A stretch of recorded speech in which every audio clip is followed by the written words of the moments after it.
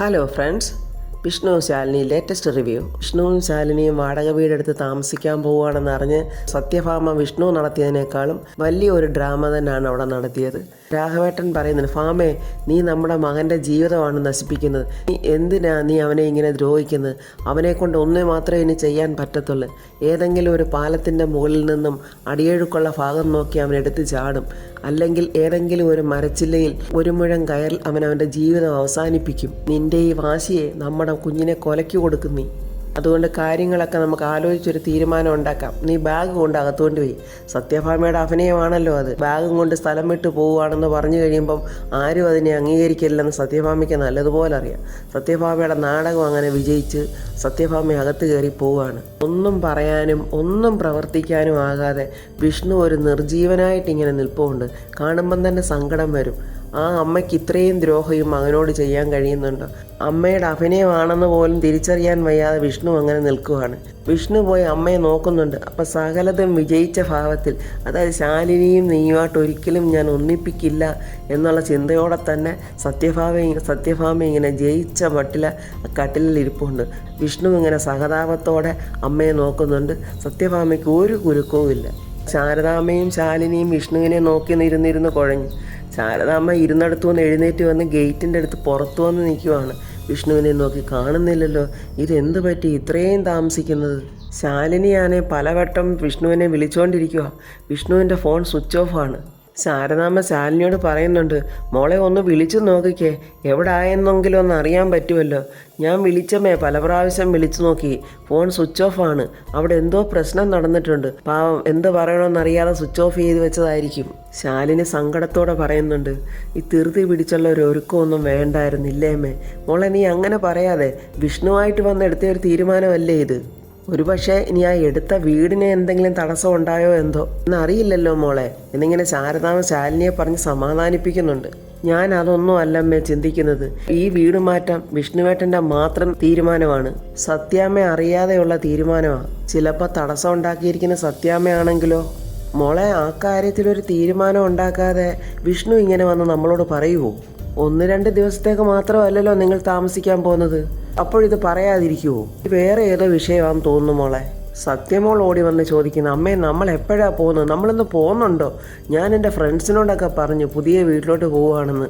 ഇനി അവരെന്നെ കളിയാക്കും. നമ്മൾ എപ്പോഴാമ്മേ പോകുന്നത്? എൻ്റെ ഫ്രണ്ട്സിൻ്റെ മുഖത്ത് പിന്നെ എനിക്ക് നോക്കാൻ പോലും പറ്റില്ല കേട്ടോ. ശാരദാമ്മ പറയുക, എൻ്റെ സത്യക്കുട്ടി, കുറച്ച് നേരം കൂടെ കഴിഞ്ഞേ ഇവിടുന്ന് ഇറങ്ങാൻ പറ്റത്തുള്ളൂ. അതുകൊണ്ടാണ് ഇങ്ങനെ വെയിറ്റ് ചെയ്യുന്നത്. എന്നാലേ പോകാൻ നേരത്തെ തന്നെ വിളിച്ചാൽ മതി, ഞാൻ എൻ്റെ മുറിയിൽ കാണും എന്നും പറഞ്ഞ് സത്യമോൾ അങ്ങ് പോവുകയാണ്.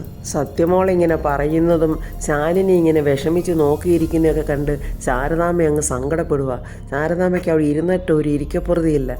വീണ്ടും ശാരദാമ്മ എഴുന്നേറ്റ് വന്ന ഗേറ്റിൻ്റെ അടുത്ത് വന്ന് റോഡിലോട്ട് നോക്കി നിൽക്കുവാണ്. സത്യയാണെങ്കിൽ ഫോൺ എടുത്ത് വെച്ചുകൊണ്ട് നോക്കിയിരിക്കും. അച്ഛനെ ഒന്ന് അറിയിക്കണമല്ലോ, പുതിയ വീട് മാറിപ്പോകുന്നത്. എങ്ങനെ ഒന്നും അറിയിക്കുന്നത്? അച്ഛനെ അങ്ങോട്ട് തിരിച്ച് വിളിക്കാനും പറ്റില്ലല്ലോ. അച്ഛനൊന്ന് വിളിച്ചിരുന്നെങ്കിൽ, ദൈവമേ എൻ്റെ അച്ഛനൊന്ന് വിളിക്കണേ എന്നൊക്കെ ഇങ്ങനെ പ്രാർത്ഥിച്ചുകൊണ്ടിരിക്കുവാണ്. ഈ സമയത്ത് പപ്പിയും ഫോൺ എടുത്തുകൊണ്ട് സത്യം ഒന്ന് വിളിച്ചാലോ എന്ന് ചിന്തിക്കുന്നുണ്ട്. എന്നിട്ട് ഉടനെ തന്നെ പപ്പി സത്യയെ വിളിക്കുവാണ്. അപ്പോൾ സത്യയ്ക്ക് അങ്ങ് ഭയങ്കര സന്തോഷം. അച്ഛൻ എന്നെ ഇപ്പോൾ വിളിക്കൂ എന്നും പറഞ്ഞ് ഞാൻ കാത്തിരിക്കുമായിരുന്നു. എന്തിനാ മോൾ എന്നെ വിളിക്കാനൊരുങ്ങിയത്? അതേ മോളെ, ഇന്നലെ വിളിക്കാഞ്ഞതേ ജോലി കഴിഞ്ഞ് വന്നപ്പോൾ ഒരുപാട് ലേറ്റായി, കിടക്കാനും ഒരുപാട് ലേറ്റായി. അതാ ഞാൻ മോളെ വിളിക്കാഞ്ഞേ. അച്ഛൻ എന്നെ ഇന്നലെ വിളിക്കാഞ്ഞപ്പോൾ എനിക്ക് ഒരുപാട് സങ്കടം ഉണ്ടായി. ഇനി എത്ര ജോലി തിരക്കുണ്ടായാലും അച്ഛൻ എന്നെ വിളിക്കണേ. അല്ല, മോളെന്തിനാ എന്നെ വിളിക്കാനാണെന്ന് തോന്നിയത്? അതെനിക്ക് അച്ഛൻ്റെ ശബ്ദം ഒന്ന് കേൾക്കാനായിരുന്നു.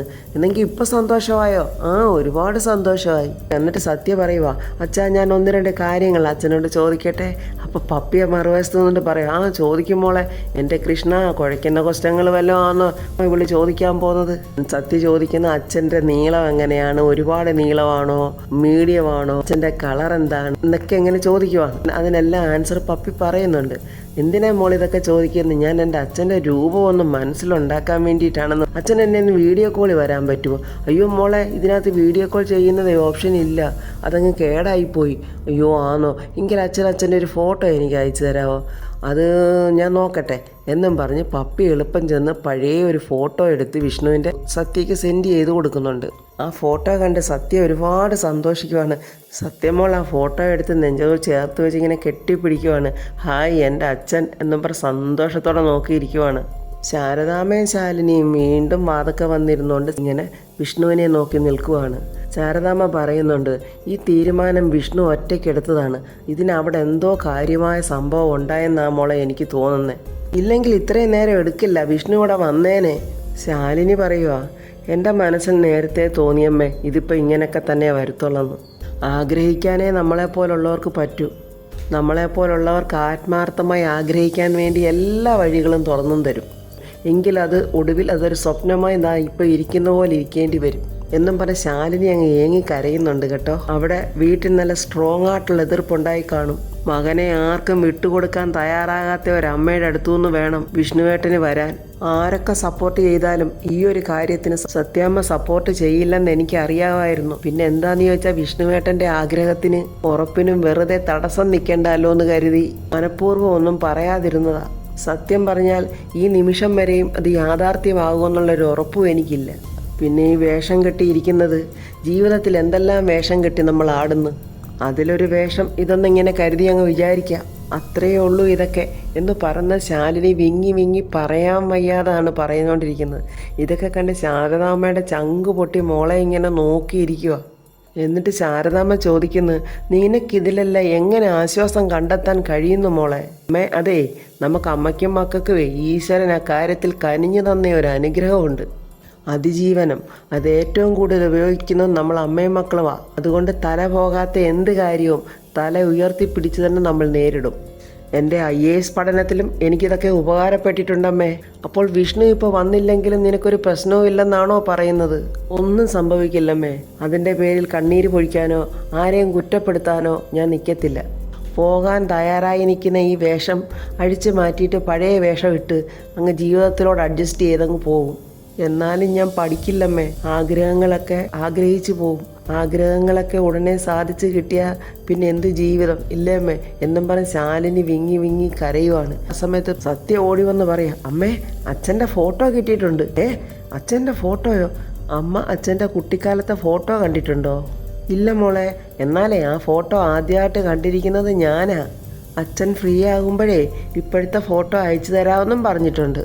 മോളെ ആ ഫോട്ടോ ശാരദാമ്മയൊന്ന് കാണിച്ചേന്ന് പറഞ്ഞപ്പം പറയാം, വേണ്ട ഇപ്പം അങ്ങനെ കാണണ്ട. ഇത്രയും നാൾ ഞാൻ ചോദിച്ചപ്പം നിങ്ങളാരും എനിക്ക് കാണിച്ചു തന്നില്ലല്ലോ. വെറും ചുമ്മാതാ ശാലിനി, ഇവള് നമ്മളെ പറ്റിക്കാൻ വേണ്ടി ഓരോന്ന് പറയുന്നതാ. അമ്മേ, നമ്മൾ എപ്പോഴാമ്മേ പുതിയ വീട്ടോട്ട് പോകുന്നത്? നേരത്തെ വിളിച്ചെന്നെ എഴുന്നേൽപ്പിച്ചിട്ട് ദാണ്ട് എനിക്കാണെങ്കിൽ ഇപ്പോൾ ഉറക്കവും വരുന്നു.